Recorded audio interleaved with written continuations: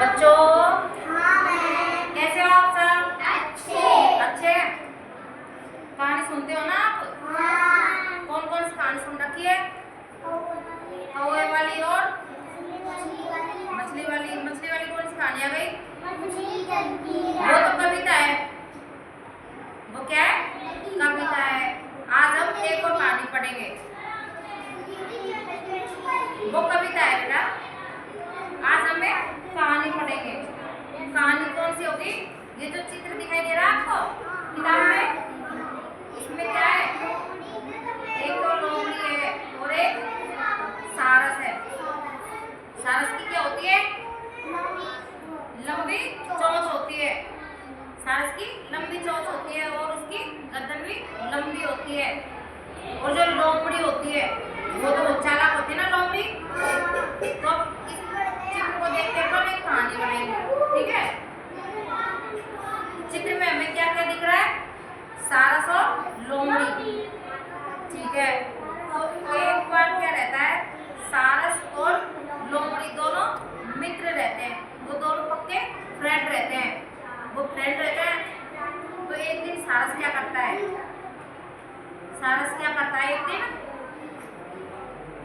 एक दिन सारस ये करता है कि वो खाने पे बुलाता है। लोमड़ी सारस को खाने पे बुलाती है अपने घर। जैसे मैं आपको खाने पे बुलाऊं तो उसी तरह लोमड़ी भी सारस को अपने घर खाने पे बुलाती है। और खाने में क्या बनाती है? खीर बनाती है। क्या बनाती है? खीर पसंद है ना सबको? खीर बनाती है वो। लोमड़ी खीर बनाती है और किस में डालती है? चौड़े बर्तन में। खीर किस में डालती है? चौड़े बर्तन में। जैसे थाली होती है, बड़ा बर्तन होता है चौड़ा वाला, उसमें वो खीर परोस देती है लोमड़ी। लोमड़ी तो अच्छे से खा जाती है। और सारस का क्या है? चोंच होती है ना सारस की लंबी वाली बड़ी, तो थाली में से नहीं खा सकती। कैसे खाएगी? वो थाली में से एक एक दो दाना उठा के खाएगी खीर का। तो ये तो सारस को बेइज्जती महसूस हो गई कि अपन को क्या है, लोमड़ी ने घर पे बुला लिया खाने को और खीर किसमें परोसी अपन को? थाली में, प्लेट में, जो अपन से खाई नहीं गई। तो एक दिन दिमाग किसने लगाया? सारस ने। सारस ने दिमाग लगा लिया क्या मैं भी दिमाग लगाता हूँ अपना। मैं क्या करूँगा? मैं भी एक दिन लोमड़ी को खाने पे बुलाऊंगा और लोमड़ी को खाने पे बुलाने के बाद क्या करूँगा? मैं भी खीर बनाऊंगा। खीर बनाऊंगा और वो खीर में किसमें परोसूंगा? सुराही में परोसूंगा। क्योंकि जो सारस की गर्दन होती है ना वो लंबी होती है, चोंच इतनी लंबी होती है और उसकी गर्दन बिल्कुल पतली होती है, ऐसे है ना। तो वो क्या करता है, जो कलश होता है ना ऐसा जैसा कलश होता है सुराही, उसमें वो खीर परोस देता है। किसको? अपने लिए और लोमड़ी के लिए। लोग सारस बोलता है लोमड़ी को कि आओ दोस्त हम भोजन करते हैं। तो क्या है, लोमड़ी भोजन नहीं कर पाती क्योंकि उसकी गर्दन छोटी रहती है और वो उसका मुंह उस सुराही में जा नहीं पाता है। और सारस का क्या होता है? सारस की चोंच होती है, गर्दन पतली होती है, तो वो ऐसे ऐसे करके खा लेता है।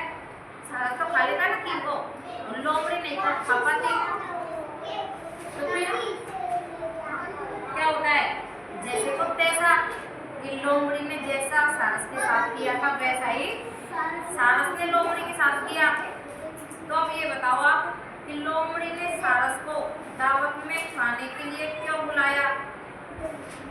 क्यों बुलाया होगा? क्योंकि वो दोस्त है दोनों, तो दोस्त एक दूसरे को दावत देते हैं ना, ठीक है। लोमड़ी ने सारस को दावत में क्या खिलाया था? खीर खिलाई थी। सारस ने लोमड़ी को किस बर्तन में खाने को दी थी खीर? सारस ने लोमड़ी को किसमें दी थी? सुराही में, पतले बर्तन में, जिससे कि लोमड़ी का मुंह उसमें नहीं पहुंच पाया। और लोमड़ी ने सारस को थाली में खीर खाने को क्यों दी? लोमड़ी ने सारस को थाली में खीर खाने को क्यों दी थी? क्योंकि लोमड़ी तो आसानी से खीर खा सकती है और सारस नहीं खा सकता, क्योंकि वो तो फिर एक एक दाना ही चुप उगेगा उसमें से। इस वजह से लोमड़ी और सारस की मित्रता टूट गई। तो हमें भी क्या करना चाहिए, हमें भी अपने दोस्तों को ध्यान रखना चाहिए कि वो कैसे खाते हैं, कैसे रहते हैं। हमें भी एक दूसरे के ऊपर विश्वास होना चाहिए कि हम एक दूसरे के लिए क्या कर सकते हैं। हमें अपनी मनमानी नहीं चलानी चाहिए किसी भी जगह। उससे क्या होता है, दोस्ती तो खत्म होती है, लालच भी होता है। अब लोमड़ी को लालच आ गया, लोमड़ी ने यही तो सोचा कि मैं तो थाली में से खा लूंगी खीर, सारस नहीं खा पाएगा। ऐसा ही कुछ सारस ने किया लोमड़ी के साथ। सुराही में खीर परोस दी, सारस ने खा लिया और लोमड़ी भूखी रह गई। तो इस प्रेरणा करती है इस कहानी से, जैसे को तैसा, जो हमारे साथ जैसा व्यवहार करता है हम भी उसके साथ ऐसा ही व्यवहार करें। ठीक है, कहानी समझ में आई? अच्छी लगी आपको?